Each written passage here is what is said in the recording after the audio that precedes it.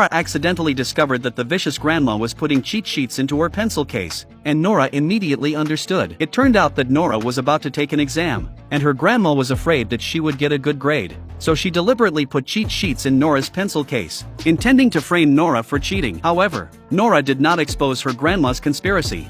Instead, she walked into the examination room confidently with the cheat sheets. The reason for this is that Nora was reborn, and she clearly remembered that, in the previous life, Grandma not only hurt her mother, but also occupied her house. She also took the scheming woman's child home to raise. From then on, Nora lived in pain and hatred. She thought that she could avenge her mother when she grew up.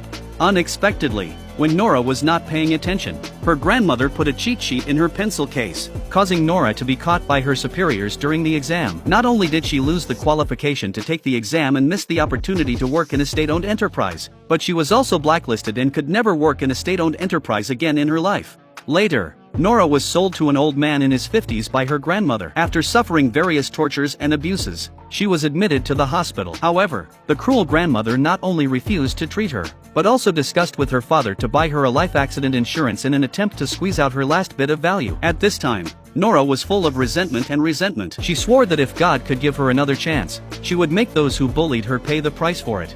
Perhaps the girl's previous life was too bitter, so Nora was miraculously reborn 5 years ago, which was the day she was about to take the exam. As expected, Nora turned around and found that her grandmother was secretly putting notes into her pencil case. However, Nora knew the old woman's trick, but she did not expose her on the spot, because she already had a revenge plan in her heart, and she wanted to let the old woman taste the taste of her own evil.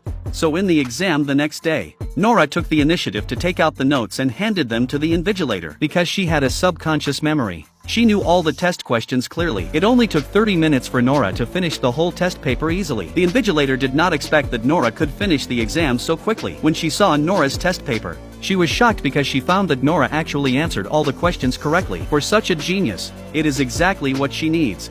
At the same time, the grandmother was still showing off to the neighbors, saying how good her grandson's academic performance was, and that he would definitely be favored by the big boss in this exam, and that their family would be honored in the future. Nora happened to hear this conversation, so she secretly made up her mind. Since the grandmother was so eager to